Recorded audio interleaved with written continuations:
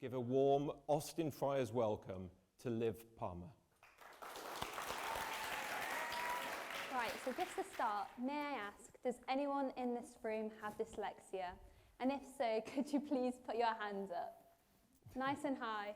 Yeah, okay. So I also have dyslexia. When someone is diagnosed as dyslexic or with another functional difference, there are two pathways that open. One is acceptance, where you're aware of your differences and find ways to utilise them to your advantage. The other is where diagnosis quietly shapes your future. Over time, it can influence your motivation, confidence, drive for self-belief and improvement. And I know this second pathway very well. Dyslexia is often described as a difficulty with reading, spelling, and connecting sounds to letters. What is discussed far less is the effort. Research shows that tasks such as reading, processing written information, or reading out loud can require up to 5 times more cognitive effort with someone with dyslexia. That effort is invisible but constant. I was identified as dyslexic when I was 8 years old, and even at that age, it felt uncomfortable and exposing. Reading out loud made me anxious, and words on a page combined with pressure felt like trying to complete a puzzle where pieces were being taken away. Yet reading out loud was something I had to learn. So I was sent to reading clubs. Like many dyslexic children, I became very good at avoiding reading whenever I could. The first book I chose wasn't really a book at all. It was a brightly coloured Where's Wally book, where you didn't have to read, only search for the hidden characters and objects. I remember reading at night and trying hard in school, but when you don't see improvement or progress, it is complex trying to maintain motivation and self-belief. I demanded improvement immediately, but most growth takes time, commitment, and determination. A concept I found difficult to comprehend. Over time, grades started to feel less like feedback and more like identity. Reports weren't just results, they were verdicts. The fear of failure became familiar. I didn't see my diagnosis as an explanation. To me, it was a label, and eventually disengagement followed. This is where withdrawal often occurs, or motivation often occurs. Yet during junior school, in addition to actually learning how to spell the word junior and the username to the computers, I began to thrive in subjects like art. I felt comfortable. These spaces allowed for interpretation rather than precision, expression rather than recall. There was no mark scheme, no single right answer, and that was my first experience with dyslexia as something other than a disadvantage. Outside school, I discovered ways my brain could wander creatively, all in the name of avoiding work. I would find myself knitting a scarf, playing a random piece on the piano, strumming the guitar, crocheting a scrunchie, and playing the saxophone. On the surface, this was pure procrastination, delaying my homework and assignments.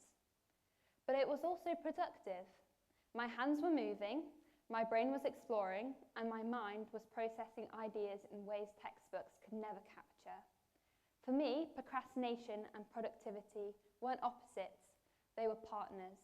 Dyslexia didn't just challenge me, it shaped how I think, create, and problem solve.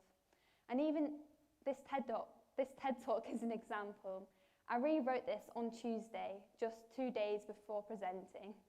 Not because I'd left this until last minute, although I probably should have done it a week ago, because my brain needed to wander and make connections and organise ideas in its own way.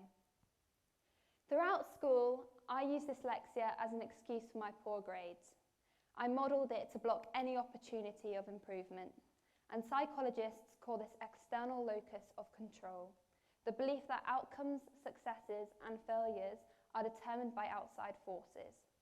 Then this can lead to learned helplessness, where you feel your actions won't change anything. For a while, I believed that. The step that needed to be taken was realisation, not of limits, but of effort. What changed wasn't intelligence, it was understanding. Each subject required different techniques. English demanded analysis, maths relied on patterns and recognition and rearrangement. Science required memory and application, and once I understood what was being assessed, I could approach learning strategically. I started with failure, many past papers, many misunderstandings, but slowly patterns emerged. Expectations became clearer and effort became more targeted. And with that, confidence followed. And then something unexpected happened. As I began trying harder, I started to enjoy biology. A subject I once disliked suddenly became fascinating. The more effort I put in, the more the information became alive. The way neurons fire in precise sequences, the way hormones coordinate reactions perfectly, like a choreographed dance, and the intricate change that keep us alive every second. What once felt overwhelming became thrilling. I wasn't just memorizing anymore, I was understanding dyslexia. It didn't just make learning harder, it forced me to find my own ways to engage, visualize, and connect ideas, and in doing so, sparked a passion I never knew I had. The turning point wasn't praise or reassurance, it was acceptance, not of limits, but of variation. Dyslexia stopped being a proof of my failure and became simply a different way of thinking. The fear of disappointment became competitiveness and motivation. Diagnosis does not determine potential.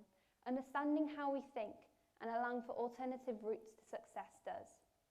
And this lesson isn't just for dyslexia, it's for education, workplaces, and how we define ability itself. Difference is given, but direction is chosen.